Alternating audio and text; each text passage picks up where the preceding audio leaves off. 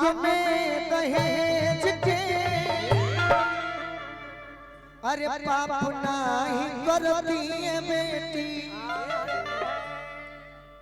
ससुराल में भेज के। हमारे गुरु गोपाल जी बोले कि जनती जलागी हाथे बेटी रखती तो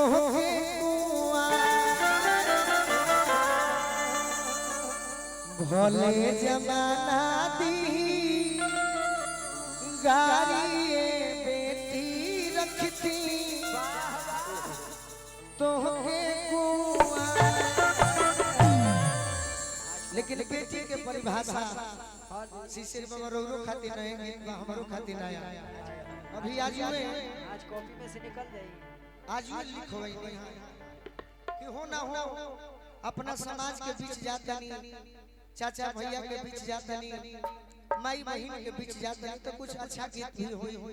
बाकी तो हर जगह जहाँ मंच मिले ले तो हम भाई होटल वाला हो गइल बनी जे जैसन खाइल चाहे ना खियाई तो होटल के मार्केट बिगड़ गई। तो देखी बेटी के परिभाषा का ये जो नृत्यांगना है इन्हें हम भोजपुरी में नचनिया कहते हैं, जो खुशबू जी हैं जो गायिका हैं, लेकिन ये भी किसी न किसी की बेटी है। तो बेटी की परिभाषा क्या होता है वो हम गीत में बताते हैं कि माई के दुलार बेटी बाबूजी के प्यार बेटी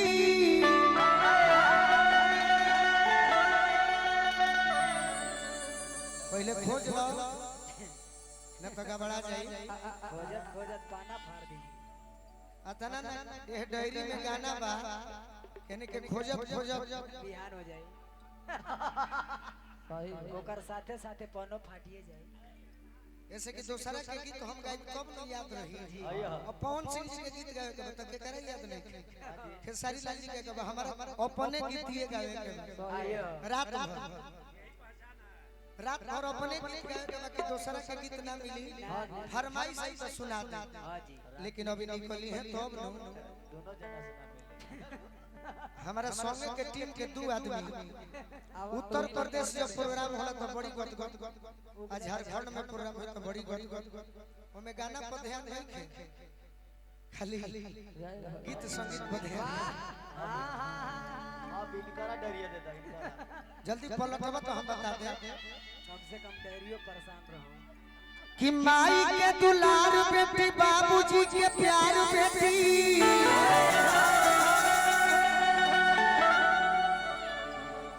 शील संस्कार बेटी नहीं हर ससुराल जी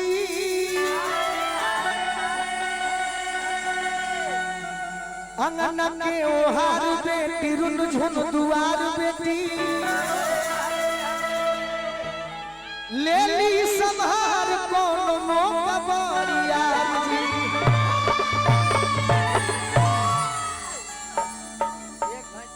कहस शिकारी की बहिनी महतारी बेटी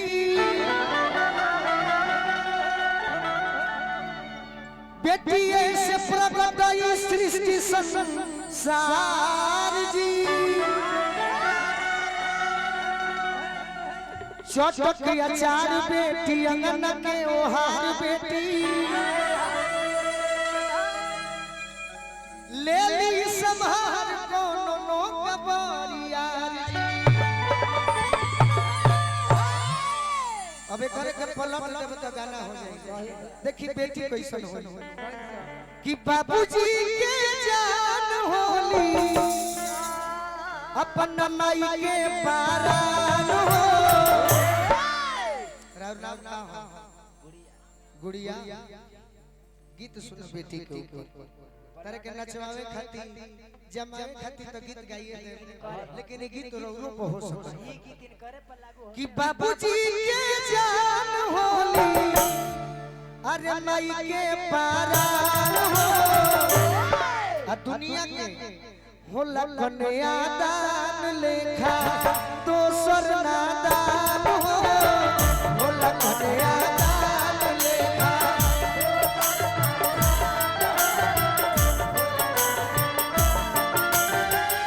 बाबूजी के जान होली माई के परान हो।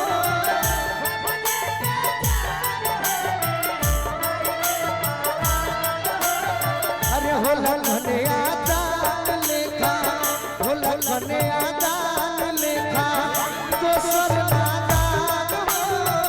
होला घने आदान लेखा दोसर नादान हो। अगर लय बजावे के बाद तो से जुड़ल लय बजाई तो हमरो कुछ कहे में नहीं। माई के ऊपर अमृत के धार के हो कतनो पियाई एगो माई बिना। अमृत के धार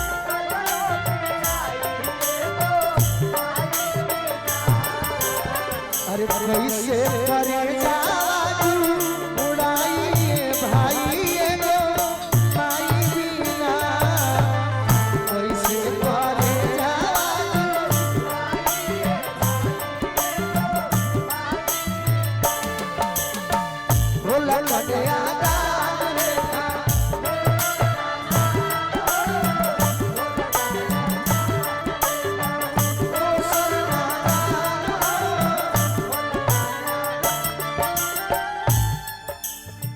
देखिए और का तुलसी के गाछी बेटी अखिया के पुतली।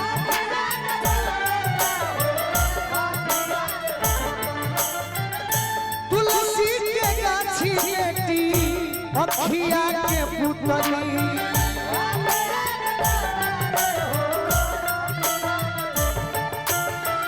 भेजस भगवान भाग सलिया न उतरी।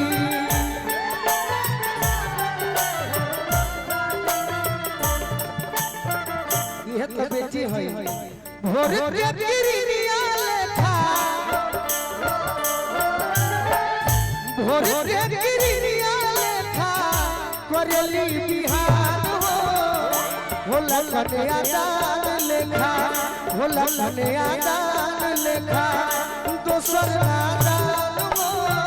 होला घने आदान लेखा और दुर्गा लक्ष्मी पार्वती सरस्वती।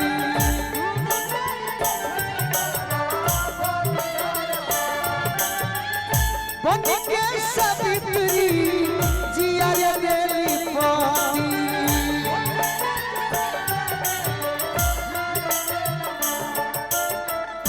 दोनों कुल के पगड़ी बेटी, दोनों कुल के पगड़ी बेटी देवी के समान हो। होला घने आदान लेखा, होला घने आदान लेखा दोसर नादान हो। होला घने